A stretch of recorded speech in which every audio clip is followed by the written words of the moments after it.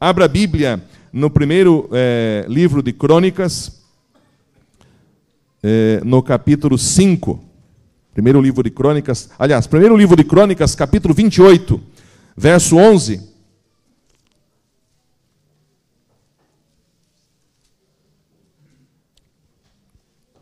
Primeiro Crônicas 28, verso 11. Se foi possível construir esta igreja, e vocês acham que foi fácil construir essa igreja para quem a fez? O desafio não foi menor do que esse lá. Não foi menor. Mas construíram. Está aí, é paga a nossa. E vai ajudar a construir a outra, e muito. Será possível também construir a outra. O que os pioneiros fizeram não vai ser destruído. Vai ser ampliado. O que os pioneiros fizeram não vai ser destruído, vai ser ampliado. E o que eles fizeram transformou milhares de vidas.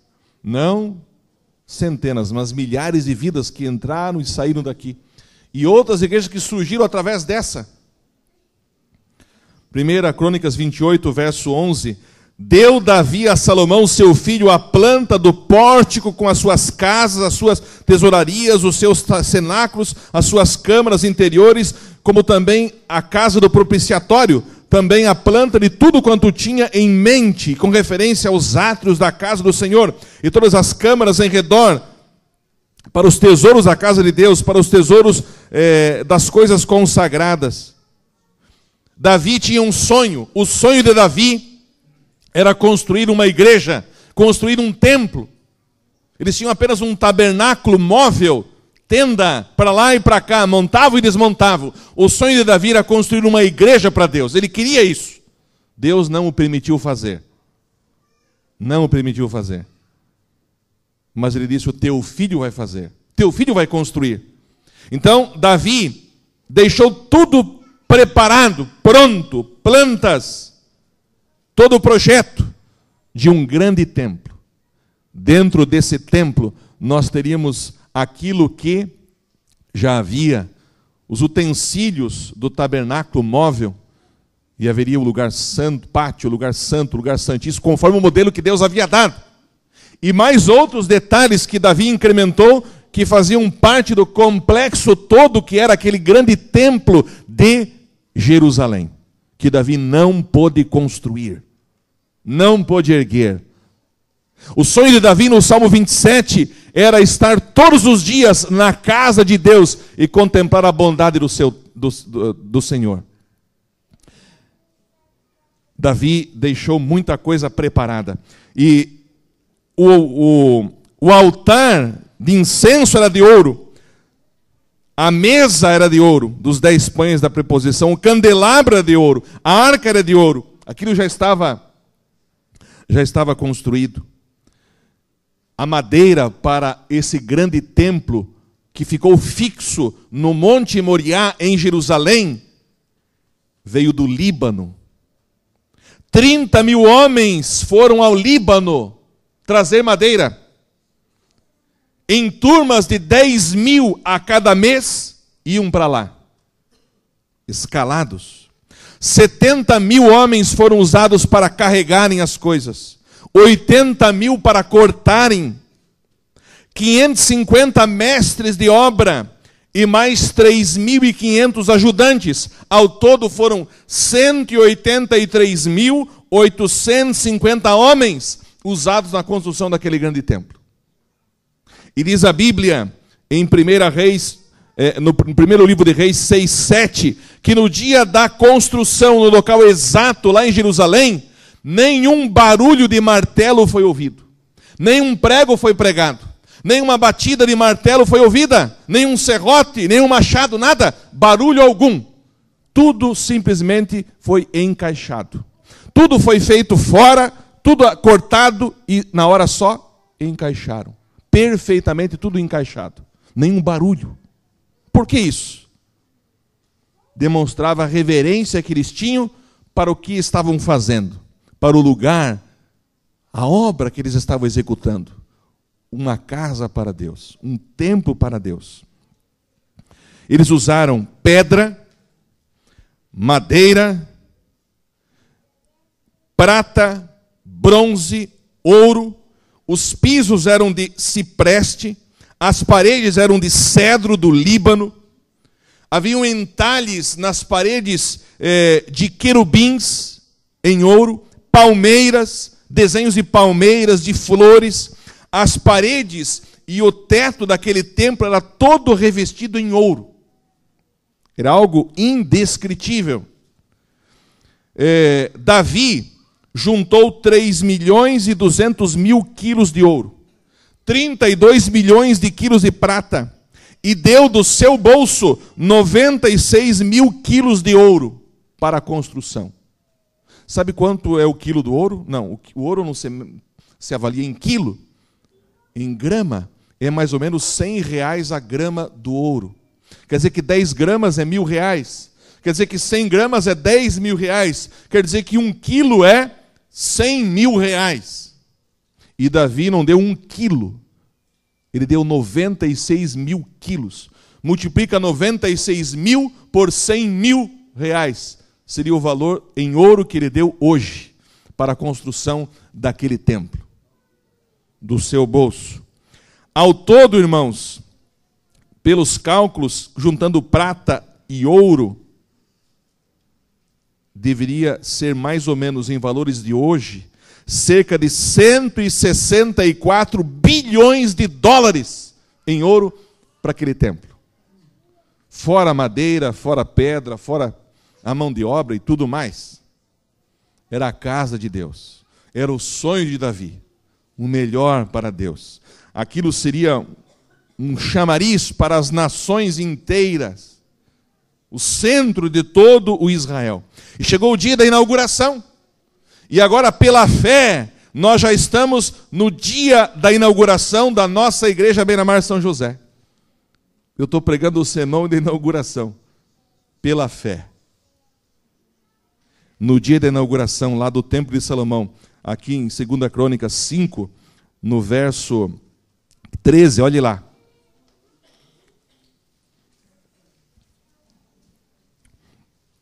Segunda Crônica 5, verso 13, diz assim: e quando em uníssono, numa só voz, a um tempo, tocaram as trombetas, cantaram para se fazerem ouvir, para louvarem o Senhor e render-lhe graças, quando levantaram eles a voz com trombetas, símbolos e outros instrumentos musicais. Veja quanta música, quantos instrumentos musicais haviam lá. Por quê? Para louvarem o Senhor, porque Ele é bom, porque a sua misericórdia dura para sempre. Então sucedeu que a casa, a saber, a casa do Senhor, se encheu de uma nuvem, de maneira que os sacerdotes não podiam entrar lá, estar lá, ministrar lá, por causa da nuvem, porque a glória do Senhor encheu a casa de Deus. E a glória encheu a casa, uma nuvem. E os sacerdotes que deveriam ministrar lá não podiam entrar. Imagine, que dia. E o povo todo lá fora, contemplando isso e sabendo disso e vendo isso. Mármore, ouro, madeira. Deus me deu o privilégio de não de pisar em cima do terreno onde foi construído esse templo de Salomão, porque é proibido para judeus e cristãos. Apenas muçulmanos pisam ali no Monte Moriá e há uma mesquita ali. Mas Deus me deu um privilégio até melhor do que pisar em cima onde foi construído o templo, que do Monte das Oliveiras você pode contemplar. Deus me deu o privilégio de andar debaixo do templo, numa escavação arqueológica, 18 metros debaixo da terra. No ano 2008 eu andei por debaixo de onde ficava o templo de Jerusalém, esse que foi construído e inaugurado por Salomão.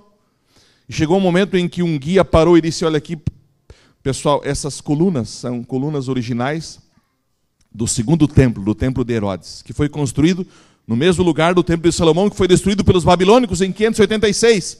Mas ele disse assim: pessoal, olhem para cima. Havia só terra, barranco, né? Mas para cima e para frente aqui, ó, a 80 metros daqui ficava o Santo dos Santos lá em cima. E eu fiquei pensando, né? E nós podemos passar por debaixo. A pergunta que eu faço a vocês é fácil encher uma igreja? Sim ou não? É fácil. Essa está cheia. E aquela que vai ter aí capacidade para até 1000 pessoas, vai ser fácil enchê-la? Não vai demorar muito, ela vai estar cheia. Não vai ser difícil. Não vai ser difícil. E a dos ingleses vai estar cheia, e a universitária, e a estreito está cheia, e tem outras pequenas por aí. Não é difícil. Agora, como encher uma igreja não com pessoas, mas com a presença de Deus e do seu Espírito? Como aconteceu lá naquele dia da inauguração. A presença de Deus, a nuvem, o Shekinah. Aí é diferente. E rapidamente, aqui nós tiramos algumas ideias de como encher a igreja. Por que Deus se fez presente lá? Primeira, abra aí no capítulo 7, tudo está em 2 Crônicas, só ali nos capítulos para frente e para trás. Capítulo 7, verso 10. Primeira coisa, são 6 coisas que eu vou mencionar aqui rapidamente. Capítulo 7, verso 10. Diz ali, acharam? No 23º dia do 7º mês, o rei despediu o povo para as suas tendas, e todos se foram alegres e de coração contente, por causa do bem que o Senhor fizera a Davi, a Salomão e a Israel, seu povo. Isso, sabe, aconteceu no final. No final da inauguração, que levou vários dias, o povo foi despedido. E o povo saiu feliz, alegre e contente pelo bem que Deus tinha feito a quem? A Davi, que estava morto já, que sonhou com aquele dia. A Salomão e a Israel, seu povo. O povo saiu do dia da inauguração feliz. Mas se eles saíram felizes, como é que eles chegaram? Tristes? Como é que se vai a uma inauguração de uma igreja? Alegres. Com certeza vieram alegres. E o primeiro segredo aqui para Deus se fazer presente em nossos cultos, na igreja, nos momentos de adoração é vir à sua casa com alegria no coração. Salmo 122, verso 1 diz o quê? Alegrei-me quando me disseram, vamos à casa do Senhor. Alegria no coração. Não irreverência, mas alegria. Louvor, alegria. A igreja pode ser comparada a muita coisa. A uma arca que salvou Noé e a família dele do dilúvio. A igreja é uma arca que salva as pessoas do dilúvio desse mundo. É verdade, pode ser comparada a uma arca. Uma arca tem problemas, teve problemas lá, animais, mau cheiro, barulho, mas estava levando o povo para uma direção certa. Pode ser comparada a um hospital, o único médico Jesus, todos somos doentes, também pode ser comparada. Mas eu gosto de comparar a igreja a alguém da nossa família, por exemplo. Poderíamos comparar a igreja como se ela fosse um pai que recebe as pessoas bem, ou uma mãe. Mas melhor do que pai e mãe, eu posso comparar a igreja, eu gosto de ver a igreja como uma grande avó, como uma grande nona, ou oma, ou avó. A igreja tem que ser assim, um lugar de alegria, um lugar onde as pessoas são bem recebidas. E nessa nova igreja, nós vamos precisar de muito mais recepcionistas, muito mais diáconos, porque não haverá uma entrada, haverão 2 entradas principais. Muita gente recebendo com alegria. Um lugar de alegria, de acolhimento, como uma avó recebe os seus netos em casa. Eu estava inaugurando uma igreja no Rio Grande do Sul, em Sarandi, há alguns anos atrás, e fizemos um evangelismo naquela igreja. Logo após a inauguração, a primeira igreja na cidade, a igreja toda pintadinha, bonita. E numa das noites estava um médico palestrando, e eu assentado, ele falando sobre o fumo. E muita gente ali, nós queríamos evangelizar a cidade que não tinha igreja até então. Hoje é um distrito pastoral lá. E um camarada bêbado começou a atrapalhar, a falar mal, a se levantar, a resmungar, a xingar. Se deitava no banco, se deitava no chão, começou a meter os pés na parede branca pintada. E eu fiquei agitado com aquilo, nervoso. Falei com o pastor que estava ali ao meu lado do distrito. Falei, pastor, eu era departamental naquela época lá. Não era o presidente da missão. Pastor, Dê um jeito lá, resolva o problema do bêbado. Você não fez teologia? Se vire lá. E o pastor foi lá e com aquele jeitinho dele tentou acalmar o bêbado. Não teve sucesso.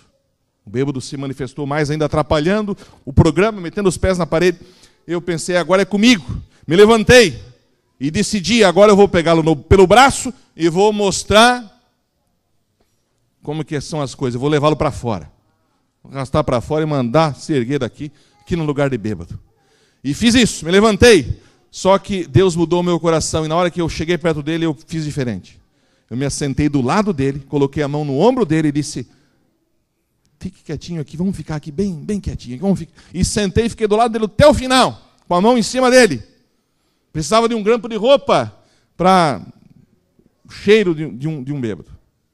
No final do culto, eu disse, meu amigo, como é o teu nome? Ele falou, José Ari. Pois então, José, amanhã tu volte aqui, mas sem bebida, tá? Volte. E ele voltou todos os dias, nunca mais voltou alcoolizado, nunca mais bebeu. Eu o batizei a mulher que estava grávida, que a vida era um inferno, batizei os filhos.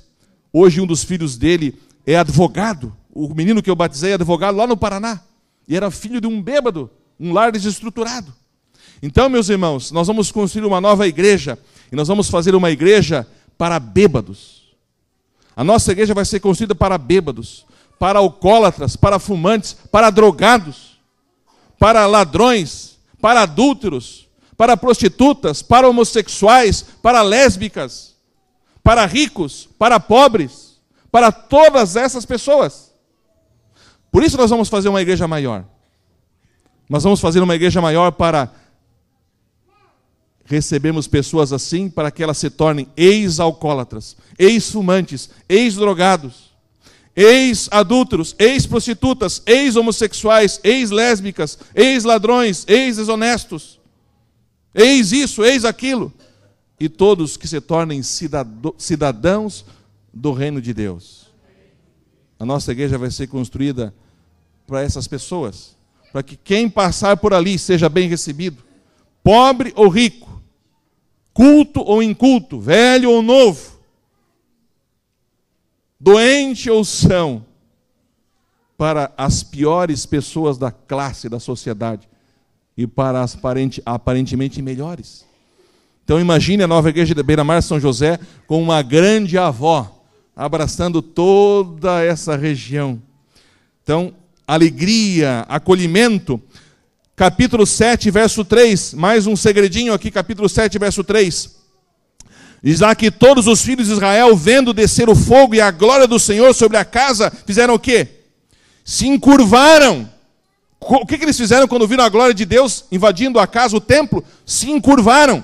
Irmãos, a casa de Deus é um lugar de reverência. Nós temos que ter a sensação de que Deus está aqui. O ano passado nós fomos visitar o governador Raimundo Colombo, o Josias estava junto comigo. Como é que nós entramos lá? Nós ficamos numa sala de espera um bom tempo.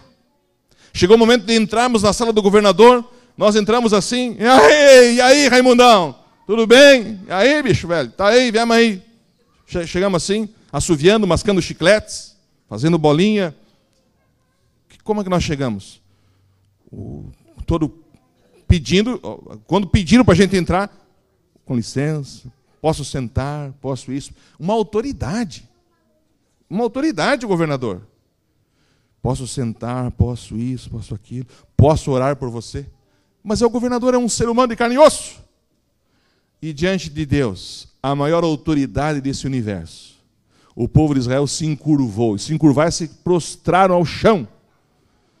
E para que Deus encha a casa, nós temos que vir com alegria no coração, mas vir na certeza de que estamos nos apresentando diante de um Deus todo-poderoso. Reverência, consciência de quem está conosco.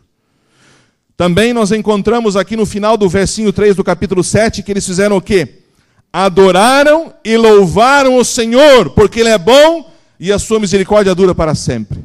Vir com alegria, na certeza de que estamos diante de um Deus, o Deus do universo, e com um louvor no nosso coração, louvor e gratidão, muita música, corais, instrumentos, conjuntos, louvor congregacional, Alguém me disse no começo, pastor, no último hino, pudesse ser uma mensagem musical? Eu falei, não pode ser mensagem musical. Mas por quê? Não me perguntou por quê, mas eu disse o porquê não pode ser. Não que não possa ser, até pode ser. Mas mais importante do que uma mensagem musical cantada por 1, 2 ou 3, é o louvor de toda a igreja. O louvor congregacional é mais importante. Então isso não pode deixar de ter no final. Louvor congregacional. E louvar com o coração, cantar com a alma. Eu pergunto a você, aonde você estaria se não fosse Deus na sua vida, se não fosse a igreja na sua vida? Alguns não estariam mais vivos. Alguns estariam mais vivos. Lares já teriam sido desfeitos. Pessoas já teriam morrido pelos vícios que tinham, pela vida errada que levavam. Que esperança você teria no coração se não fosse a igreja, não fosse Deus? Gratidão, louvor a Deus por tudo que Ele fez, pela sua misericórdia que dura para sempre. E agora nós vamos ver aqui o versinho 4 aí do mesmo capítulo 7. Então o rei e todo o povo fizeram o quê? Ofereceram sacrifícios naquele dia da inauguração. E olha o verso 5, diz que Salomão ofereceu em sacrifício 22 mil bois e 120 mil ovelhas. Só Salomão.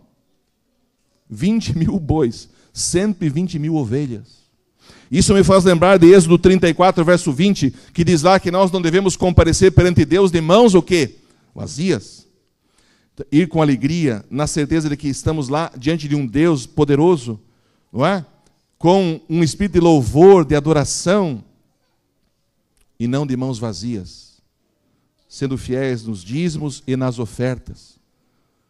Eu tenho um plano, como eu já falei para vocês, de 10% de oferta, mas também um pacto, um plano relacionado ao meu próprio carro. O meu carro já tem uns 3 anos de uso. E eu tenho uma espécie de pacto de fundo de inversão relacionado ao carro. E o meu carro não estraga. Meu carro está com 191 mil quilômetros. E faz uns 4, 5 meses atrás, que eu fui no mecânico e disse que tem que trocar as pastilhas de freio. Falou, não precisa. Ele olhou e disse que não precisa. Dias atrás, o Hélio estava comigo andando e falou, tem que trocar esse negócio. E eu fui agora, há menos de um mês atrás, no mecânico, olha aí, meu amigo, tem que trocar isso aqui. E ele olhou e disse, não, pode andar mais 20 mil quilômetros. Quando estraga uma coisa, eu brinco com o Josias, eu vou no mecânico para consertar um vidro elétrico, ele funciona. Estraga e se conserta sozinho. E aí eu cheguei a uma conclusão. Eu disse, a benção de Deus. O carro com 191 mil quilômetros, eu só ponho óleo e mando o mecânico olhar e ele diz que está tudo bem. Não comparecer diante de Deus de mãos vazias. Ser fiel. Deus vai encher a casa se vocês vierem com alegria, se vocês tiverem o espírito de adoração, de convicção de que estão diante de um Deus poderoso, se houver louvor no coração, gratidão, e se forem fiéis a Deus, aquilo que pertence a Ele nós temos que devolver a Ele. E nós lemos também aqui no capítulo 5 de Crônicas, olha aí no capítulo 5 agora, verso 3, diz que todos os homens de Israel se congregaram junto ao rei, por ocasião da festa, da inauguração. No verso 41, aliás, no verso 4, diz que todos os anciãos. No verso 6, diz que o rei Salomão e toda a congregação de Israel se reuniu. Isso me indica que toda a nação estava unida num só propósito. Deus vai se fazer presente e abençoar esta construção. E a igreja futura, se a igreja for unida, como é o sonho dele. Em João 17, ele orou pela nossa unidade. Em Salmo 133, verso 11, diz que é bom e agradável diante de Deus o quê? Que os irmãos vivam em união. Se todos se unirem num propósito, a construção de uma casa para Deus. E por fim, nós lemos no capítulo 7 de Crônicas, no verso 2. Nós lemos assim. Uma repetição do capítulo 5, no verso 2. Verso 1 e 2 eu vou ler. Tendo acabado Salomão de orar, desceu o fogo do céu, consumiu o holocausto e os sacrifícios. Veja, quem que consumiu o holocausto dos animais não foi alguém que acendeu o fogo, foi o fogo do céu que desceu. e acendeu ali e queimou o sacrifício, e a glória do Senhor encheu a casa. E quando a glória encheu a casa, o que aconteceu no verso 2? Os sacerdotes não podiam entrar na casa do Senhor, porque a glória do Senhor tinha enchido a casa, e eles tiveram que sair fora. E aqui uma grande lição para nós. Quando Deus entra, quando a glória dele entra, o homem sai de cena. Quando o homem quer aparecer o eu, Deus não aparece. Quando o homem abaixa a sua bola, reconhece quem ele é diante de Deus, a glória de Deus enche a casa, e o homem sai de cena. Para que essa igreja tenha sucesso na sua construção e sucesso no seu propósito em existir, o homem terá de sair de cena. Não haverá um dono. Algumas pessoas estarão à frente como organizadores da construção, do projeto, da campanha de arrecadação de fundos. Pessoas estarão liderando isso aí. Mas é porque tem que ter pessoas assim. Mas não vai ser a igreja de A, de B, de fulano, de ciclano. Ninguém deve receber a glória. A glória unicamente é a Deus. E todos têm que se unir, com certeza Deus, Ele abençoará e Ele fará grandes coisas. E agora as últimas palavras, que são palavras deixadas por Salomão, no capítulo 6, aí no verso 18. Olha só o que Salomão diz no capítulo 6, verso 18. Mas de fato habitaria Deus com os homens na terra? Eis que os céus e até o céu dos céus não te podem conter, quanto menos essa casa que eu edifiquei. Olha, Salomão, quando viu toda aquela maravilha, ele disse assim: mas o que é que eu fui fazer? Nem os céus dos céus podem te conter. E agora eu acho que essa casa aqui vai te conter, vai te segurar, vai te prender aqui na... Como é que eu posso pensar uma coisa dessa? Foi o que Salomão disse. Na verdade, nós não estamos construindo uma casa para Deus. Nós estaremos construindo uma casa para a igreja de Deus, para que Ele se manifeste ali através do seu Santo Espírito. Deus não precisa de uma casa, Deus precisa de pessoas. E nós queremos uma casa confortável, ampla, que atraia mais pessoas para que Deus possa morar nessas pessoas, morar em nós através do Espírito Santo. E disse mais Salomão, ele fez uma oração. Verso 19, atenta, pois, para a oração do teu servo e para a sua súplica ao Senhor, meu Deus, para ouvires o clamor e a oração que se faz o teu servo diante de ti. E o verso 21, ouve, pois, a súplica do teu servo e do teu povo de Israel, quando orarem neste lugar, ouve do lugar da tua habitação dos céus, ouve e perdoa. Salomão disse, Senhor, quando nós orarmos aqui nesse lugar, lá de cima, nos ouça e atenda e perdoe. E Deus respondeu. Deus respondeu. No capítulo 7, no verso 11, diz assim: assim Salomão acabou a casa do Senhor e a casa do rei. Tudo quanto Salomão intentou fazer na casa do Senhor e na sua casa, prosperamente o efetuou. De noite apareceu o Senhor a Salomão e lhe disse: ouvi a tua oração e escolhi para mim este lugar para a casa de sacrifício. Se eu cerrar os céus de modo que não haja chuva, se eu ordenar os gafanhotos que consumam a terra, ou enviar a peste entre o meu povo, se o meu povo, que se chama pelo meu nome, se humilhar e orar e buscar os seus, e me buscar e se converter dos seus maus caminhos, então eu ouvirei dos céus, perdoarei os seus pecados e sararei a sua terra. E estarão abertos os meus olhos e atentos os meus ouvidos à oração que se fizer neste lugar. Deus respondeu: os meus olhos vão estar abertos, meus ouvidos atentos à oração que vocês fizerem nesse lugar aí. Eu vou ouvir. Esse seria o sermão que eu pregaria na inauguração da igreja. Mas como eu não vou poder pregar, pela fé eu já estou pregando. Pela fé eu já estou pregando. Deus ouviu e vai continuar ouvindo a oração que é feita aqui nesta casa. Até o dia que a sua igreja não mais estiver aqui, que estão vocês. E quando a igreja de Deus estiver no outro lugar, naquela outra casa, nós vamos orar para que aquela casa também seja o lugar onde Deus ouça as nossas orações. e vamos dedicar àquela outra casa, para que Deus possa ali também habitar, se fazer presente, ouvir a nossa oração, e vamos entregá-la como um presente a Deus, como um presente a Deus. Eu quero estar naquele dia da inauguração, me convide se eu não estiver por aqui. E que tudo seja feito para a honra e a glória de Deus. Alegria no coração, espírito de que estamos diante de Deus, reverência, adoração com louvor, fidelidade a Deus nos dízimos e ofertas. O que mais? Me ajudem. União num só propósito. O esvaziamento do eu, do orgulho, né? Como disse Paulo em Gálatas 2:20, não sou eu mais que vivo, mas Cristo vive em... Aí Deus enche a casa. O homem sai de cena e Deus enche a casa. E aí nós podemos orar e Deus ouve e atende. E realmente reforma. Eu, pela fé, já estou vendo quantos e quantos e quantos vão conhecer a fé adventista por causa daquela igreja na beira-mar. E já estou vendo os batismos naquele tanque batismal. Já estou vendo isso. Que Deus abençoe você. Que todos se unam nesse propósito de fazermos essa nova igreja para a glória e a honra de Deus. É o nosso desejo de oração. Amém.